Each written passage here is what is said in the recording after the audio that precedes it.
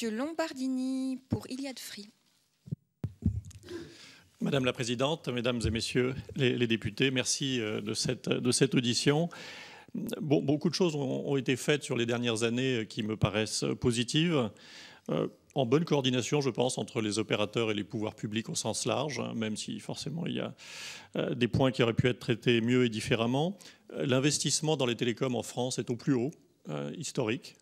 Et ça se confirme année après année. Ce n'est pas une année exceptionnelle, c'est une succession d'années exceptionnelles.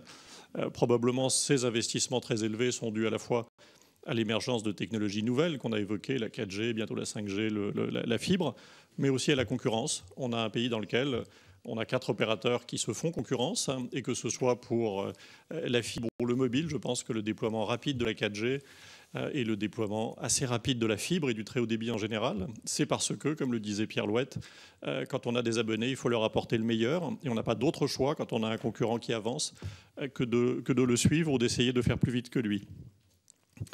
On a sur le mobile, d'une manière générale, je crois que le régulateur le disait hier, des opérateurs qui sont dans le respect de leur licence, voire en avance dans les obligations de couverture. Et pour avoir travaillé sur plusieurs marchés étrangers comme l'Italie ou la Grande-Bretagne, je crois qu'on a des obligations de couverture dans nos licences qui sont très, très importantes. Vous avez pris des mesures nouvelles positives, je pense au moins à 3. L'une qui concerne l'exonération de l'IFER en zone montagne. C'est un élément important parce que l'IFER, c'est la réforme de la taxe professionnelle. Au début, c'était supposé nous faire économiser de l'argent. Dans la pratique, on se retrouve, nous, opérateurs, collectivement, à payer de plus en plus et des sommes colossales au travers de l'IFER, puisque les technologies comme la 4G et la 5G multiplient le nombre d'antennes. Et chaque fois qu'on installe une antenne nouvelle, on se retrouve à payer une taxe. Vous avez également imposé la création d'une base d'adresses normalisée pour l'ensemble du territoire. Ça peut paraître étonnant, mais c'est quelque chose qui nous manque cruellement dans le déploiement de la fibre notamment. On a beaucoup d'adresses sur lesquelles il n'y a pas de cohérence et sur lesquelles on a des difficultés de raccordement, même quand le réseau est là et même quand le client souhaite s'abonner.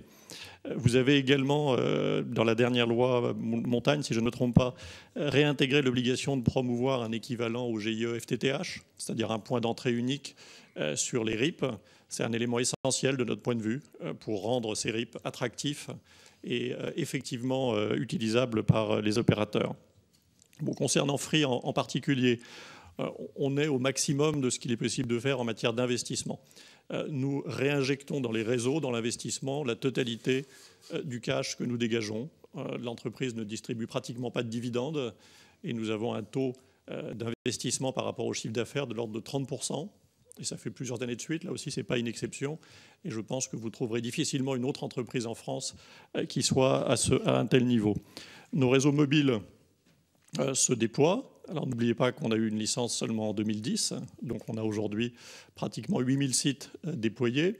Nous nous sommes joints au programme Zone Blanche. Donc on sera également présent sur l'ensemble des sites du programme Zone Blanche d'ici la fin juin, je pense. Et nous sommes opérateurs leaders sur un peu moins de 300 sites. Et donc, nous participons naturellement à l'effort collectif. Nous avons également obtenu des fréquences 700 MHz qui sont libérées progressivement. Donc, ce qui explique que nous soyons peut-être un tout petit peu moins présents que les 3 opérateurs qui avaient obtenu des fréquences 800 MHz qui sont très utilisées et très utiles pour porter la 4G dans les campagnes. Mais soyez certains qu'avec le 700 MHz, nous poursuivons l'effort de notre côté. Et ayez également en tête que nous proposons à nos abonnés de manière systématique, avec la Freebox Révolution, notre offre haut de gamme, une femtocell qui permet donc d'avoir une couverture indoor de très grande qualité, même quand le réseau mobile de l'un ou de l'autre est absent ou faible.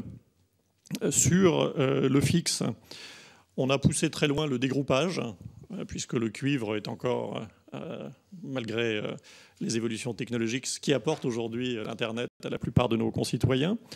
On a mis en place très tôt le VDSL. On participe de manière systématique aux opérations de montée en débit. Et sur la fibre, on a lancé le projet il y a maintenant pratiquement 10 ans. Nous avons à peu près 4 millions de logements raccordables. Et nos objectifs sont ambitieux puisque nous avons l'objectif de 9 millions de foyers raccordables fin 2018 et 20 millions de foyers fin 2022. On participe de manière systématique au co-investissement sur les zones dites amies avec Orange.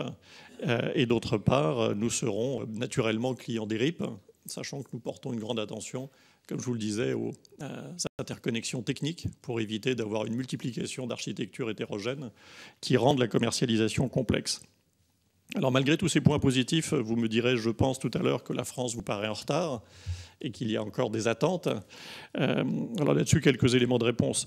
La première chose, c'est dans les statistiques. J'ai lu hier le rapport de la Cour des comptes. À le lire, on a le sentiment d'être très en retard. C'est également parce qu'on a fait un choix très luxueux avec le FTTH. C'est un choix auquel nous adhérons, auquel nous n'avons rien à redire, mais c'est un déploiement qui est beaucoup plus lourd, beaucoup plus compliqué et qui suppose de rentrer à nouveau chez l'abonné pour lui poser une nouvelle prise, ce qui veut dire que ça prend du temps, quoi qu'on fasse.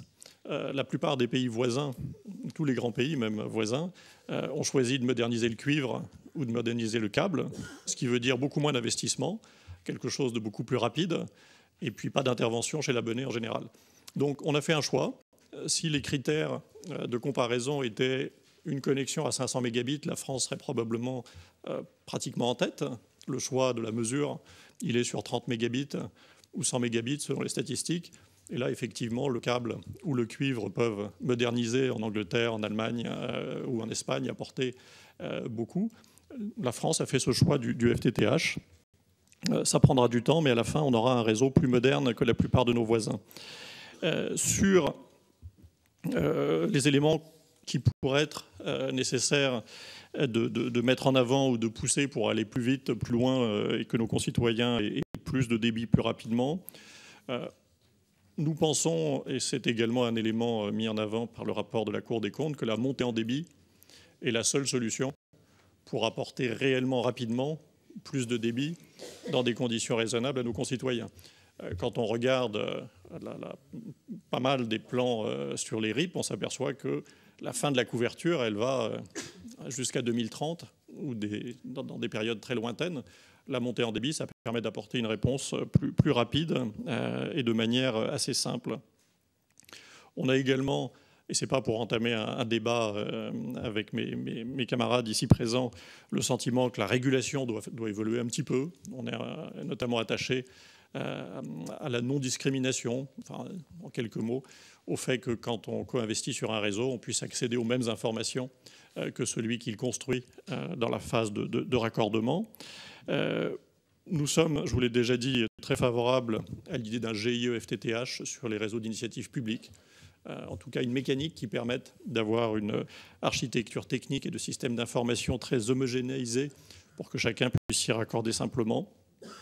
On a également le sentiment que le seul moyen, passer à un certain niveau de couverture des zones blanches, d'être efficace sur le mobile, c'est la mutualisation. Là aussi, c'est un point sur lequel je sais qu'il y a débat avec mes concurrents. Dans la révision du cadre européen, c'est un point qui est mis en avant. Si on veut couvrir efficacement les derniers pourcents de population, nous pensons qu'il n'y a pas d'autre solution efficace que la mutualisation. Et naturellement, j'adhère totalement aux commentaires de Pierre Louette sur le fait que si vous voulez qu'on investisse, il ne faut pas nous surcharger. Et effectivement, on voit toujours arriver avec une certaine panique les textes de loi au Parlement, puisqu'à chaque fois, il y a des tentatives de nous rajouter soit quelques points d'une taxe existante, soit une nouvelle contribution, soit financière, soit la prise en charge de missions qui ne sont pas toujours a priori les nôtres. Je vous remercie. Merci. Nous avons pour Bouygues Télécom